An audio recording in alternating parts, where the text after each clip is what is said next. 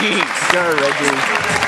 You came to LA this week to peek into the future. But if all you want is next generation, you're in the wrong place. Because what you'll see from Nintendo is not just next. Instead, it's what's absolutely new. What we're unveiling is the next leap in gaming, to a place where playing is no longer just about looks, it's about the feel. Where it's no longer confined to just a few, it's about everyone. And most of all, the next leap is not about what you see, because what you see is not always what you get. The next leap is about playing, because playing is believing.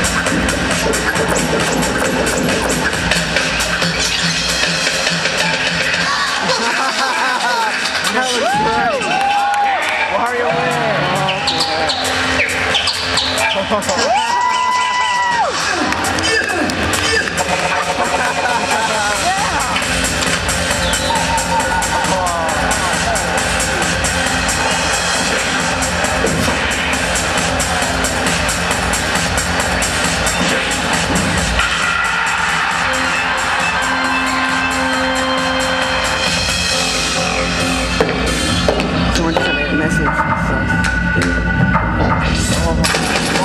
Oh,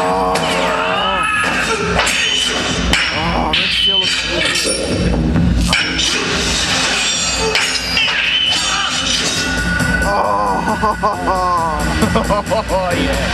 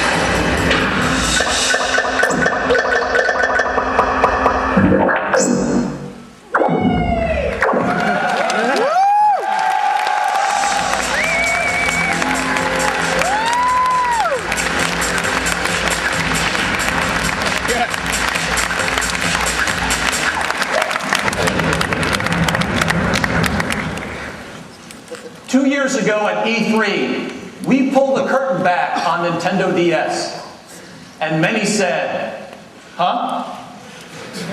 Last year at E3, we uncaged Nintendogs, and many asked, really?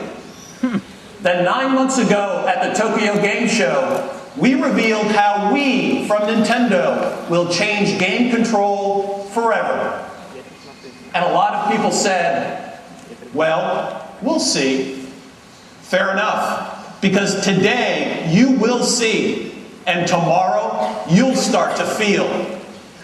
Welcome to the next leap in gaming and Nintendo's 2006 media briefing, where we have answers to some questions, but deliberately not to all.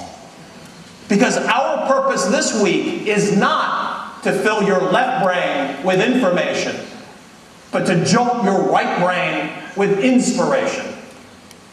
Let me start with a couple of questions for you. Do you know anyone who's never watched TV, never seen a movie, never read a book? Of course not. So let me ask you one more question. Do you know someone, maybe even in your own family, who's never played a video game? I bet you do. How can this be? If we want to consider ourselves a true mass medium, if we want to grow as an industry, this has to change.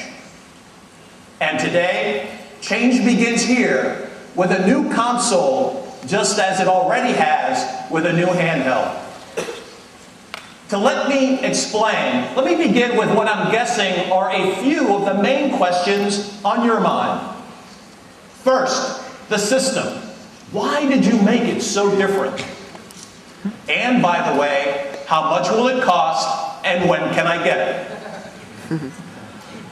Oh yeah, and what's the backstory about that name?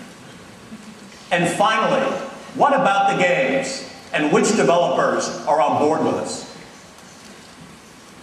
As many of you know, Nintendo's way is to challenge conventional thinking, not just for the sake of doing things differently, but to do things better. The graveyard of any industry is filled with the headstones of companies who decided to keep doing things the same old way, playing only on the margin, making things just a little bit better. That strategy works for a while, but ultimately it's fatal. Over the years, our industry has come to accept progress simply by what's on the screen. I know many of you were in our audience back in 1996 when Super Mario 64 jumped to life in true 3D. And you said, man, that looks great. But that leap to a revolutionary form of gaming wasn't really about the looks. Even then, it was about the feel. Moving your character and your viewpoint independently in any direction, all in real time. And the memory of that moment was also the starting point for Wii. In the same way that Super Mario 64 changed everything, we asked, how do we make games that feel entirely new all over again? This week, every one of you will feel our answer. As for date and price, we believe it's in our best interest to keep the details private for just a while longer. But for now, let me just restate that we will give you more fun for less money, and you'll be playing Wii in the fourth quarter of 2006. Yeah.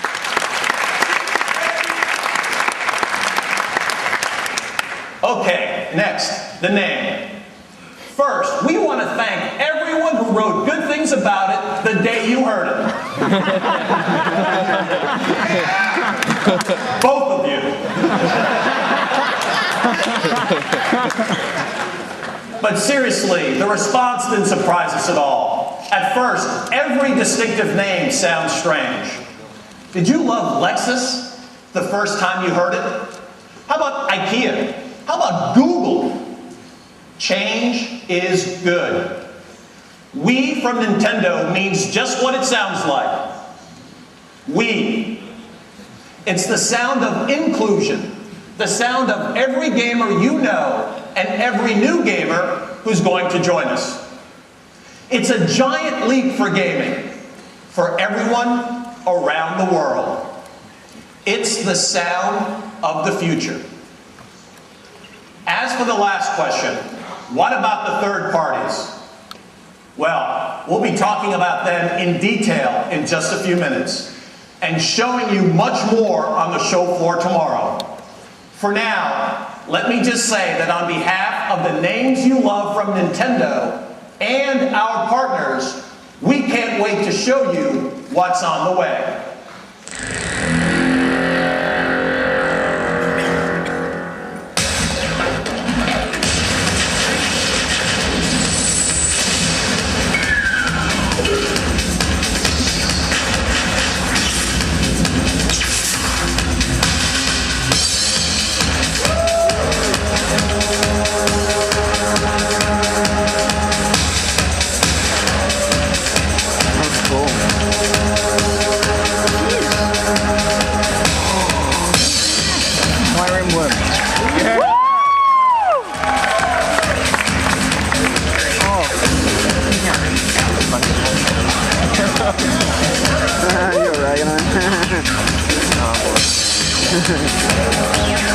Mario Galaxy. Oh, man.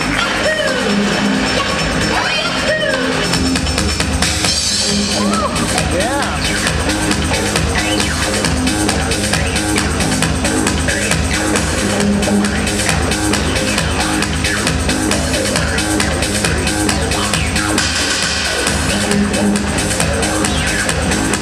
Extra. Oh, what? No way.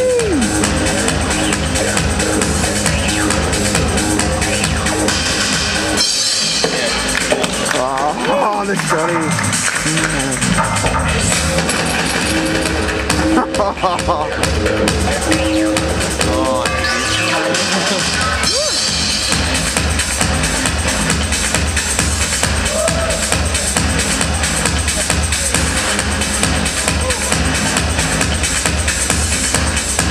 Yeah. Yeah! Go Sonic! Project Hammer.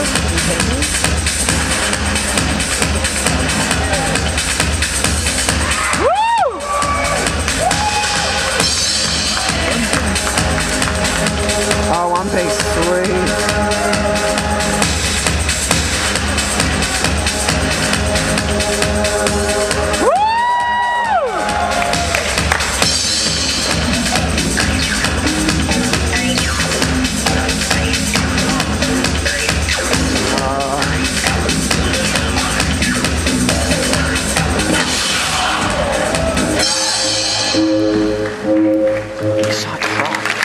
That's so cool. Magic Sonic was, man.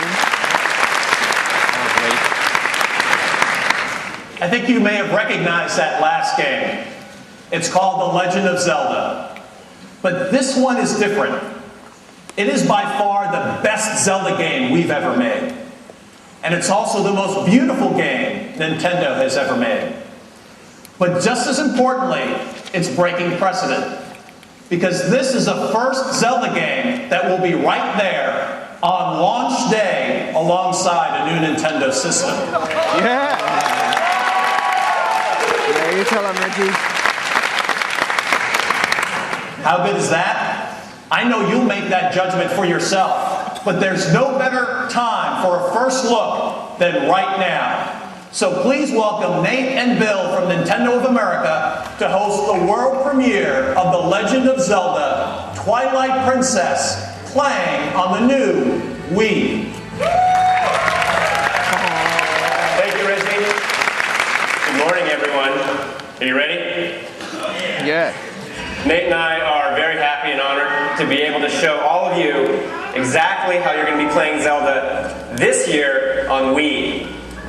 Very basic control is going to be very familiar to anyone who's ever played a Zelda game. Your movement is handled with the analog stick on the nunchuck. Link's arsenal of items is going to be mapped to the plus control pad on the Wii remote.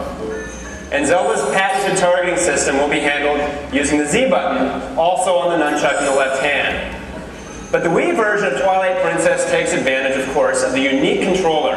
It provides new, unique, and intuitive feel to the gameplay. And that's what makes it great. The first thing you'll notice on screen in the Wii version is the presence of a fairy. This fairy indicates where you'll be pointing with the Wii Remote's pointer. You'll use this on a very basic level to access all of your menu screens, select your items.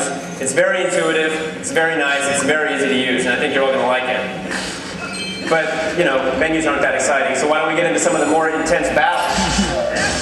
Your basic sword swings are handled using the B button on the bottom of the Wii remote. But of course, not all of your enemies are going to be within reach. Some of them you're going to have to get at from a distance. And that's where Link's bow comes in handy. Like all distance weapons, the bow is going to be aimed using the pointer on the Wii remote. As Nate's showing us here, as you aim, there's a circle in the center of the screen. Within that circle, your targeting cursor moves independently. Outside it, the camera moves with it. The beauty of this control scheme is that it's intuitive. You know, there's no more inverted shooting, just point and shoot. And it adds realism to the game. It feels like you're actually aiming with a bow. It's not some controller. Now with the bow, the Wii Remote also adds depth of sound. And this is where we can finally start to unveil some of the secrets that still remain about the controller. Built into the Wii Remote is a speaker. You'll hear the bowstring draw taut. You'll hear the flick of the arrow. And then you'll hear that sound travel from your hand to the TV, where that arrow will plunge into the chest of your enemy.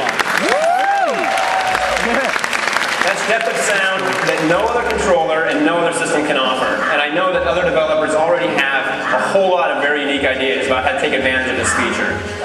Now here we have Nate showing us some more intense battle. And as I mentioned, basic sword swing is on the B button. But you're also going to be using the motion sensing capabilities of the Wii Remote. A quick jab with the Wii Remote, and Link does a shield shove, knocking your enemy silly. And the great thing is you feel the impact of that shove with the built-in rumble feature. Now watch... Oh, Nate's already taken care of it, so we'll do that later. With the boomerang, you'll also be using the pointer to aim. So what we're going to show you here is some basic Zelda puzzle solving. It's the same type of thing that you've come to experience in Zelda games, the same type of thing you've come to expect. Twilight Princess is going to feature a great deal of it. And of course, the classic Zelda chime is also going to be heard on the speaker on the Wii Remote. Now what we're showing you here today is just a very simple, stripped-down version of a single dungeon. A tiny little area of a single dungeon, and probably what's going to be one of the greatest Zelda games ever. So if Nate can take care of these guys with his bow here really quickly. Oh, Nate. Oh, you're the only person in America who's played this game and you still can't do this? Come on.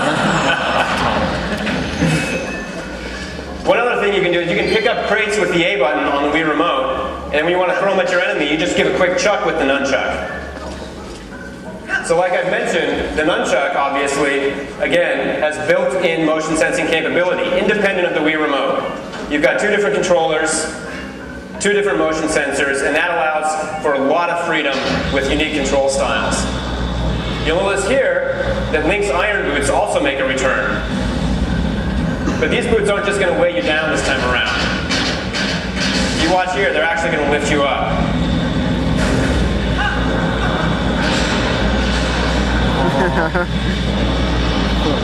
Magnets can be fun. Who knew? So again, the E3 version is just a very compact dungeon. It's also been toned down difficulty-wise because we want to make sure that all of you out there who have never played a Zelda game, because I'm sure there's plenty of you, can make it to the end. But now that we've talked about the basics, we'll kind of let Nate run through, show us some more intense battles, and then take you to the end and see what else we have to show you.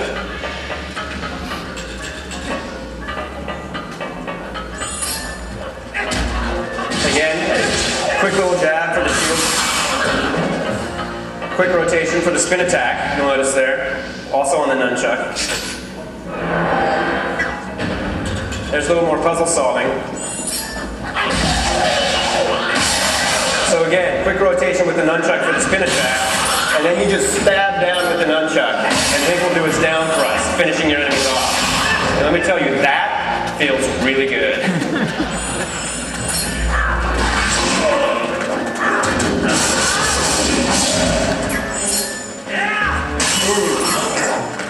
I love that. Now, because you're all big Zelda fans out there, we don't want to spoil everything for you. So we're not going to show you what waits behind that door, but I'm sure you all know it's got to be something horrible.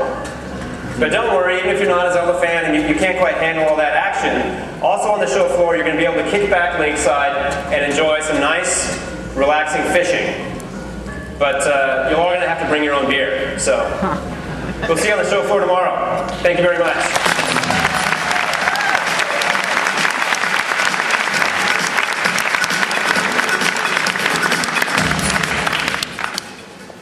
This Zelda, of course, is the first ever to feature unique freehand control.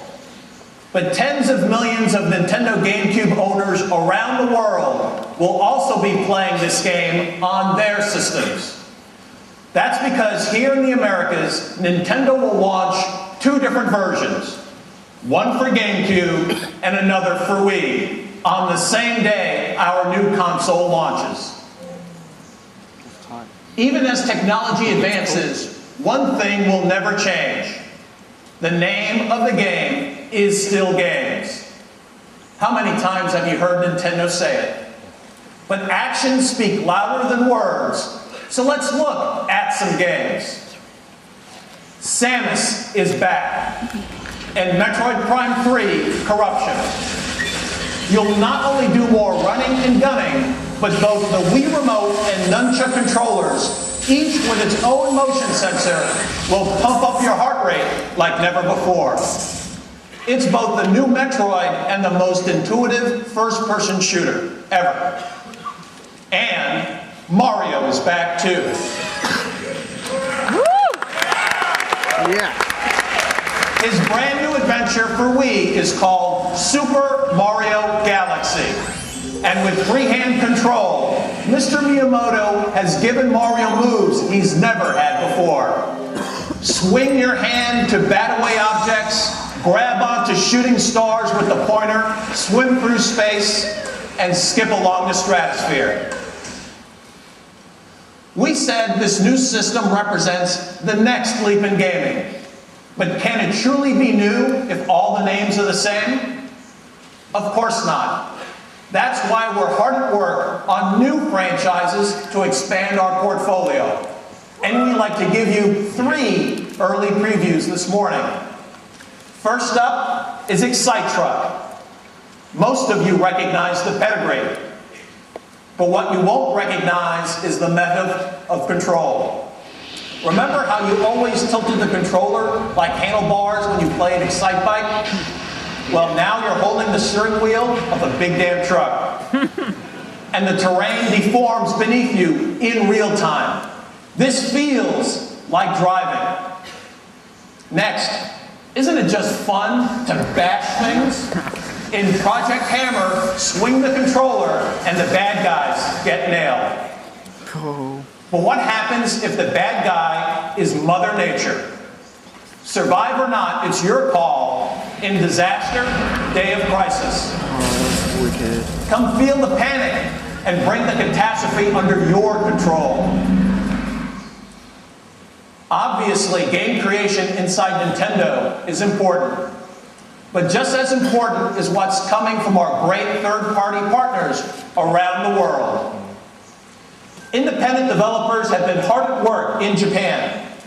And although we won't be spending a lot of time today detailing their projects, we did want to underscore a couple of excellent examples. When Sega saw the new control system, they said, it's time to put Sonic back into gear. Finally, the Speedster is totally under your control. Look up, the mothership is about to land, and Square Enix is arriving with an exclusive iteration of its legendary series with Final Fantasy Crystal Chronicles. Yet again, we will take what is familiar and reinvent it. And Hallmark franchises are also on the way from this side of the Pacific. You may be a veteran All-Pro playing EA's Madden Football, but with freehand control, reinventing everything from the snap, to the drop back, to the pass, to the run after the catch, you'll feel like a lively rookie all over again. And grinders know it's all about balance. And with Activision's Tony Hawk, we will transmit that reality right to the palms of your hands. And Rayman's traveled to many platforms for Ubisoft over the last 10 years. But if you think you know Rayman, wait until you see him with Wii. And THQ's SpongeBob also gets the makeover he's always longed for with freehand control. There is great stuff on the way. And while we're not going to specify a launch number this morning, you'll be playing 27 different Wii games tomorrow on the show floor.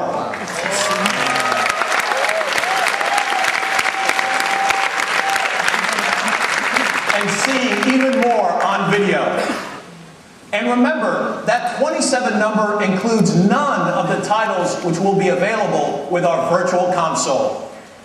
Until you get the controller in your hand, you're nowhere near feeling what this is all about. Today, all we can do is show you examples. So let's bring another one to life right here on this stage. I'd like to introduce Xavier Poix and Roman Campos Aurelia from Ubisoft in France to take you through the new franchise exclusive, Red Steel. Good morning, everyone. My name is Xavier Poix. I'm the studio director of Ubisoft in Paris, where Red Steel is being developed. And joining me on stage is our lead game designer, Roman Campos Aurelia. We are really very excited to be here today to debut Ubisoft's Nintendo Wii exclusive launch title, Red Steel. Red Steel is the first-person action game set in both USA and Japan, in which the player will have to learn to master both modern firearms and the katana sword, taking of course full advantage of the Wii controller. Roman, as you can see, is using the nunchuck controller in his left hand to move, and is able to look around and to fire his gun with the other controller simply by pressing the trigger button.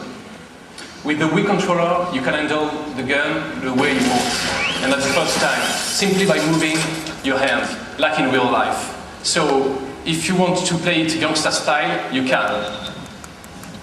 And it's the same to open a door, as you have seen earlier, there is no button to push. Do it like you do at home, just turn your hand, or push the door very hard. For the very first time in the game, you will really feel like both your hands have entered the screen.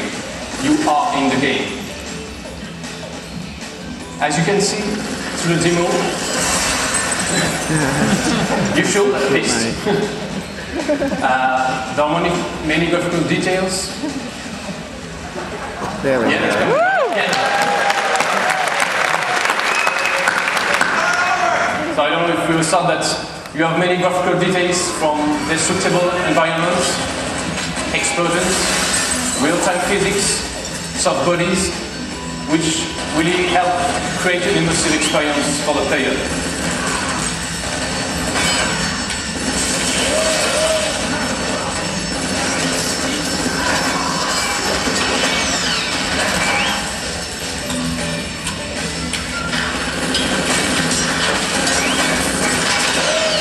So this is a little warm-up to this enemy before we go into more details.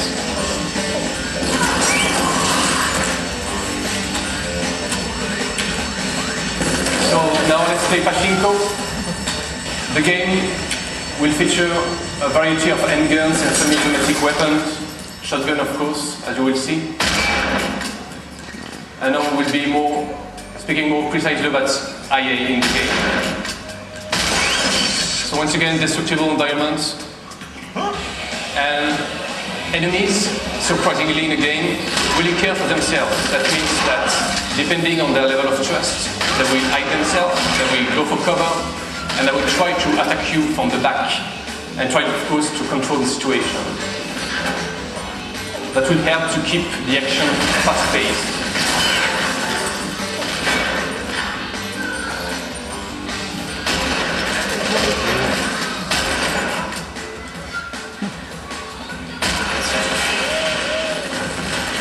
We also have a system of AI that we can call the clan system. That means that when the enemies have a leader, they will rely on him. So if he has been disarmed by the player, or if he has been killed, then they will act differently.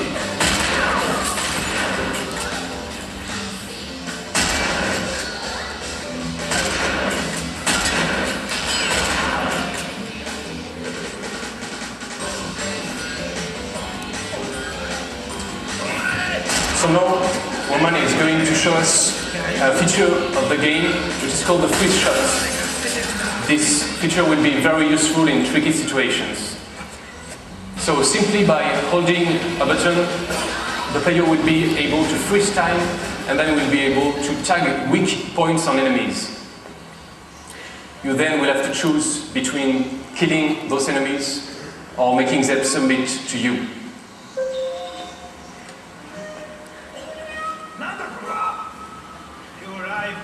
In this scene, you will be able to see the freeze shot.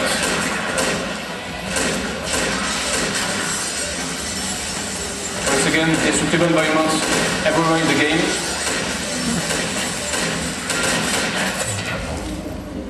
The one woman will tag the weak points, disarming or killing. So as you have seen, he killed a man and then the boss is submitting to you.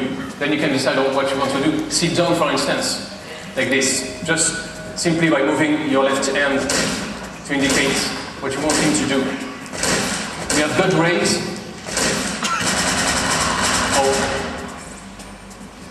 Little surprise, collateral damage on the boss. Morman will have to take on his next enemy, and for that we'll have to draw his sword.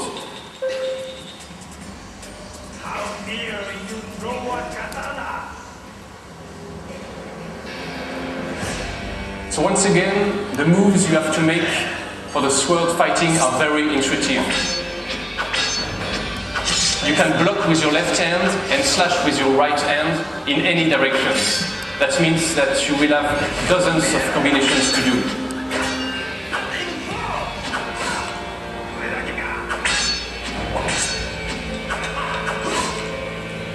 This will be very easy to handle, thanks to the Wii controller, but of course very hard to master. Thanks a lot for letting us introduce you to Red Steel, even if we had some small problems. But everybody will be able to play tomorrow at the Nintendo booth. Thanks a lot.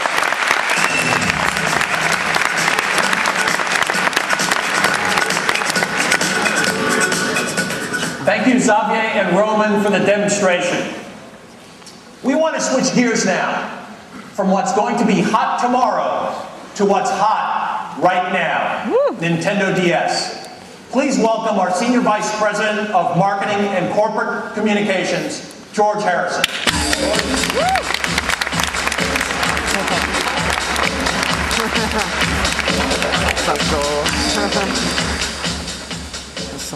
What we've given you today is a promise. No matter who you are, gamer, developer, publisher, retailer, we will make things better. Well, what makes us think that Nintendo can deliver? Well, above all, one thing: Nintendo DS.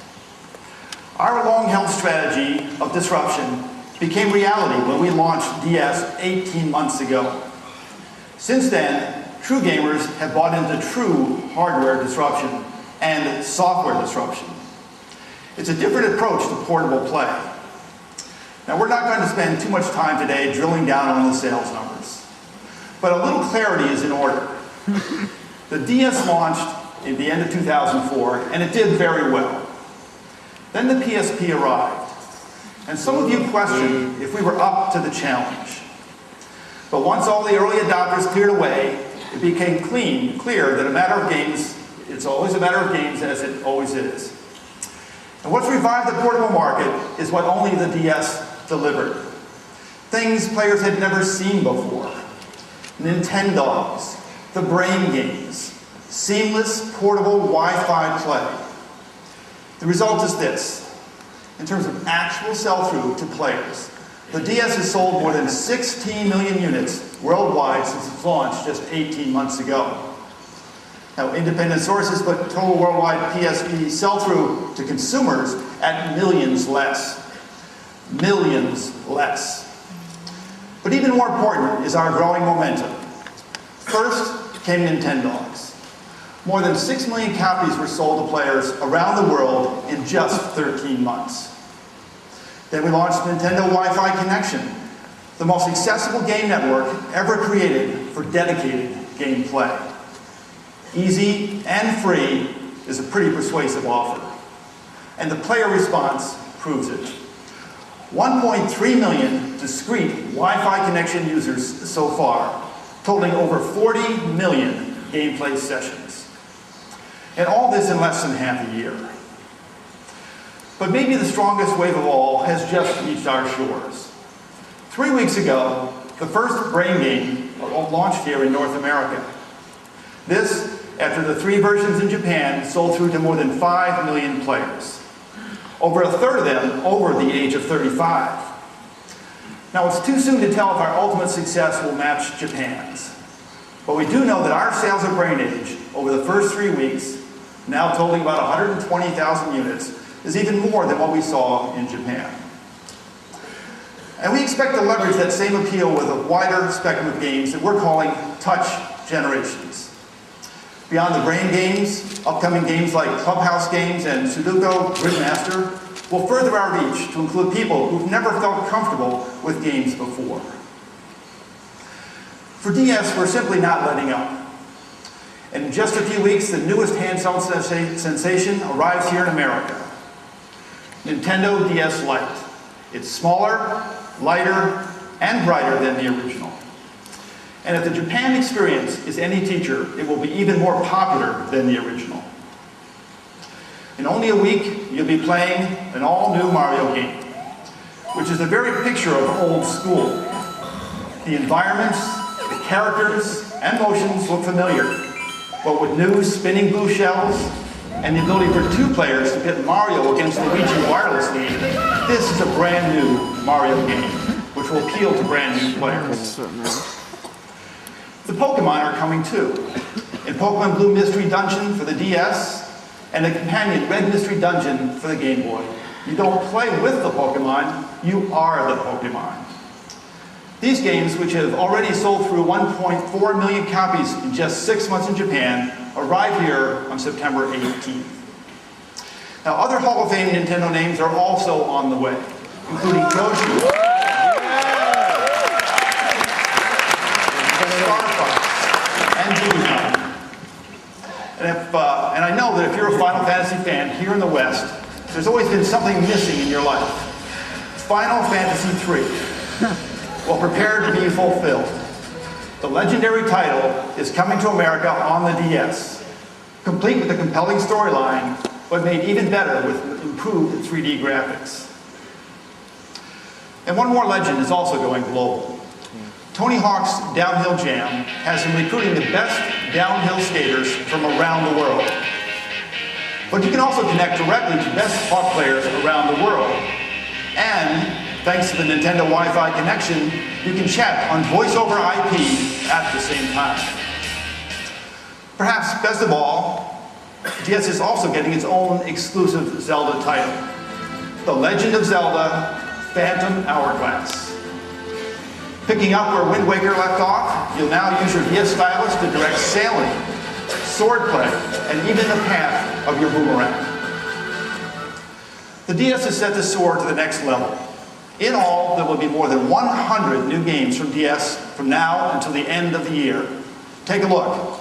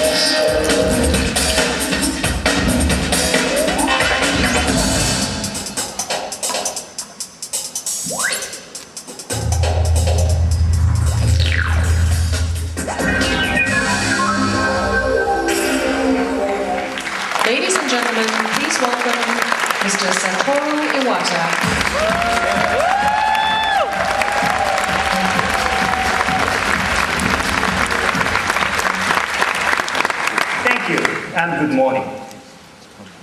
When I became Nintendo president, we decided on a new goal for our company.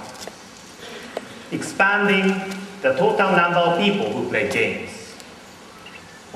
In order to do this, we needed to target not only current gamers, but two different types of consumers. Those who once played but who had lost interest, and even those who had never played before. How would we do this? The industry has always tried to improve in the same direction with games that are more gorgeous and more complex. But in order to approach lapsed or former gamers and non-gamers, these types of games cannot serve our purpose. The logical solution is to reinvent the relationship between player and game, the game controller interface. We believe this approach can appeal to a much broader audience, but also excite core gamers. This is important because core gamers always represent our most important audience. Our first implementation was Nintendo DS. Like many disruptive innovations, at first, it confused some people. But these people began to understand when they started to pet their puppies with a stylus and talk to them through the microphone. Next in Japan, we launched the first of the brain games. They had already been played by millions of people who never tried a video game before. Many people in our industry thought these consumers were impossible to reach. But now, the trend is spreading to the Western world. So, how do we continue this strategy with Wii? One-hand control with the Wii remote is just like the touchscreen of DS. It breaks down a barrier to non-gamers and lapsed gamers. For anyone, it is comfortable. In addition, most lapsed gamers have wonderful memories of games they used to play. The virtual console aspect of Wii will bring them together again. And the virtual console will also act as a living laboratory for simple, intuitive games. Using the creative approach with the Wii remote, control, and the business model of the virtual console, maybe a game like Tetris can be feasible once again.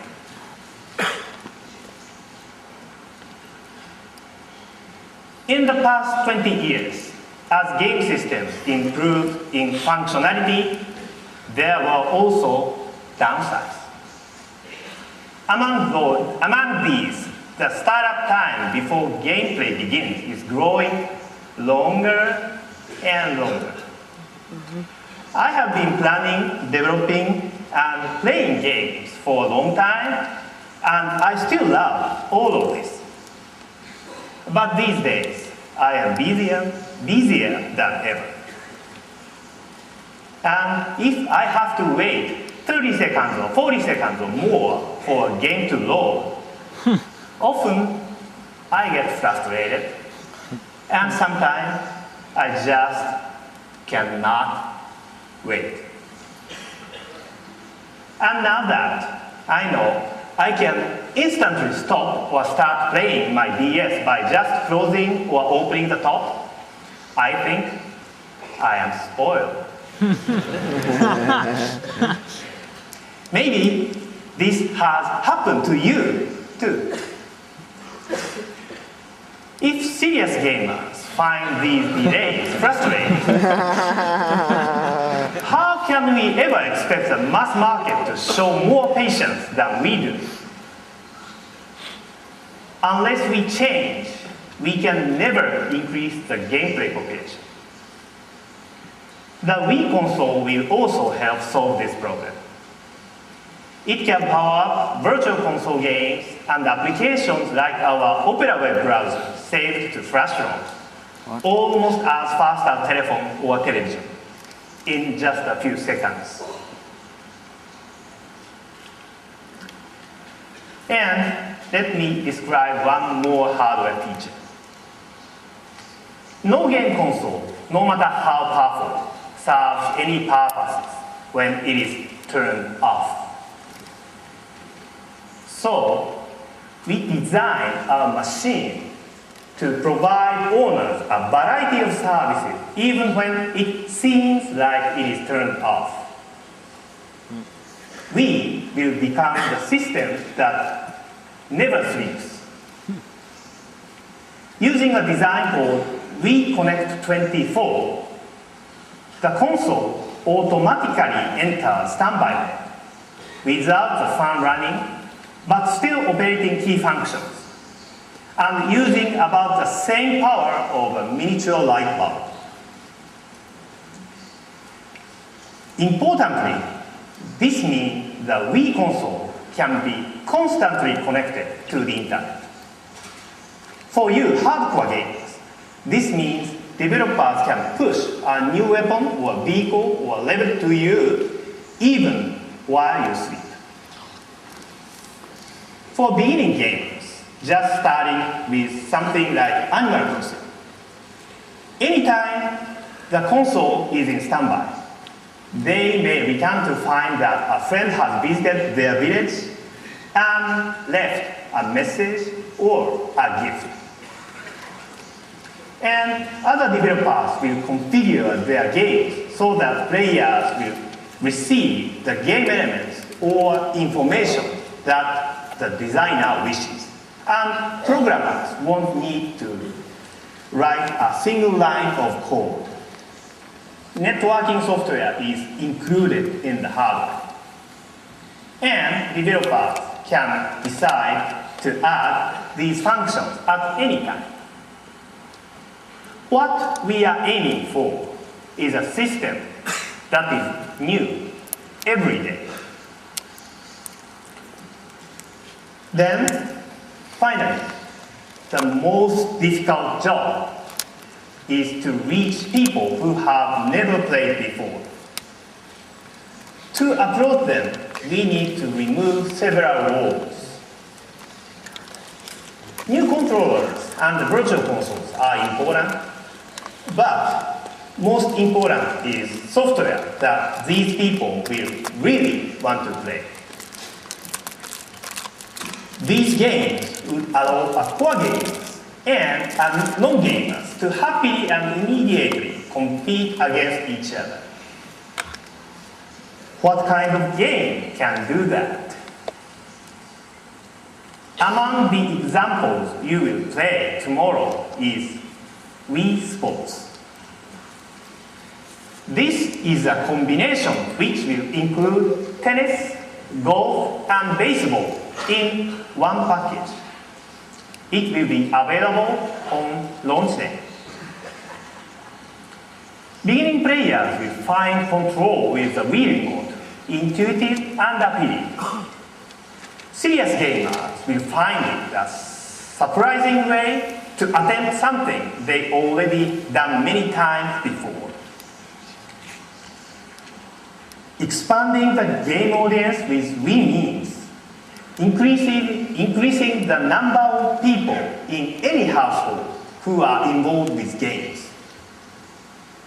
Today, there are people who play and people who do not. We will help destroy that wall between them. Regardless of age, gender, and game experience, anyone can instantly understand Wii. And we can provide anyone with fresh, new experiences. Every day, there is something new. For everyone, every day. This is our answer. Thank you very much.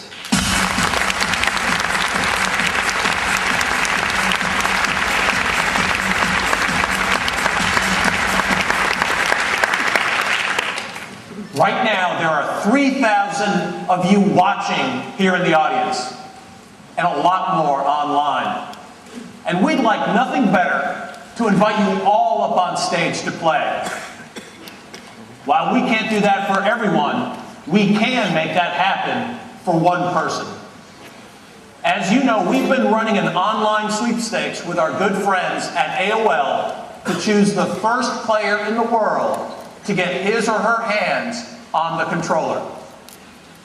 The random selection has given us 3 grand prize finalists, and they're all here with us today in the Kodak Theater.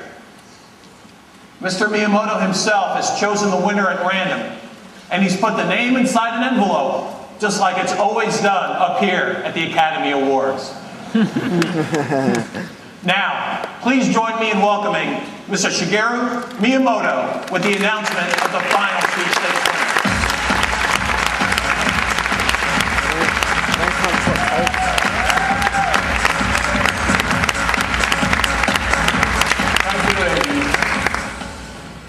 But before I pick the winner, I should explain how we will play. Tennis, anyone? Control is simple and intuitive. Even your mom can play. Just need to win the mouth like a tennis racket. I'll show you. Let me explain in Japanese.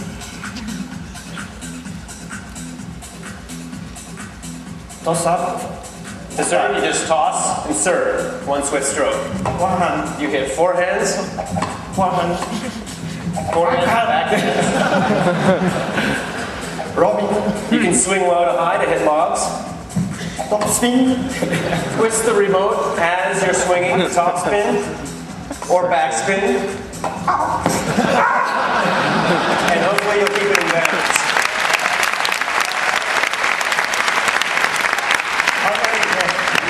I'm pro player. あまり上手じゃないんでね。I'm not quite as good as I hope it is. 誰かに手伝ってもらおう。So let's see if I can find a partner who maybe is a little bit better than I am. Then the winner is Scott Dyer. Scott Dyer.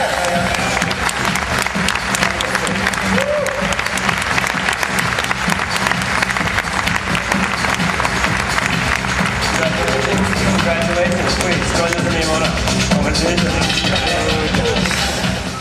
Can I ask you to be my partner in the next game? Yes. Why don't you stand on the other side of Mr. Miyamoto? レジさんもね、誰か相手がいるんじゃないですかね。 Why don't we, Reggie, why don't you come out? Do we have anybody that we could possibly play? Who's that handsome devil? Go, Reggie. Yeah.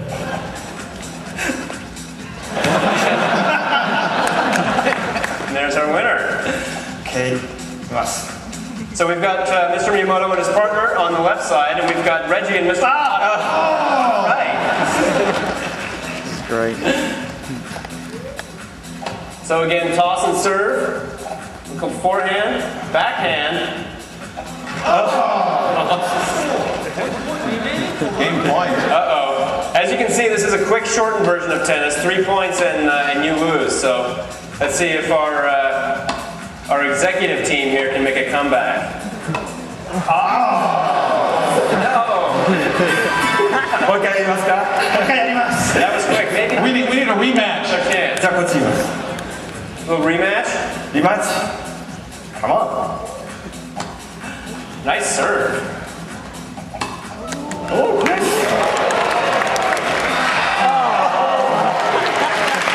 Good. That's very good. You know, I would have thought you'd have a little more power in that. You're distracting me. What is this?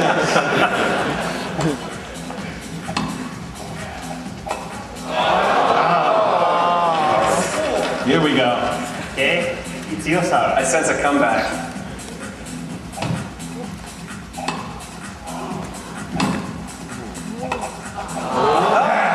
Tie game.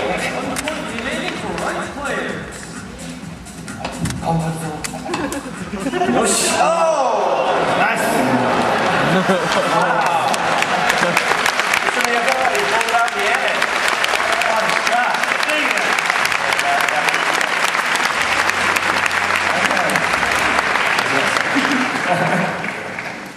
What a great match. Now, of course, Scott got his chance on stage here today, but all of you are going to be able to play tennis tomorrow on the show floor. Just be sure to wear some loose clothing so you can really get into it. Thank you very much. Thank you.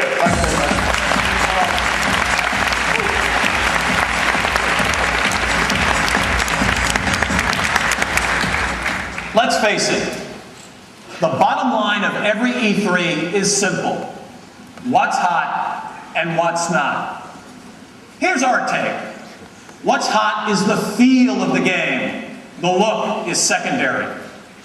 What's hot is the next leap, not just a small step. It's hot if it's disruptive. It's not if it's predictable. The future of our industry is inclusion, not exclusion. It's about the heat of emotion, not the chill of technology. We know that the future is right here. We and the DS represent the same thing, risk. Risk allows progress. We're a company that doesn't run from risk, we run to it. Change is good. We were the disruptor 20 years ago, and we still are today. DS is only the latest example. We will come next.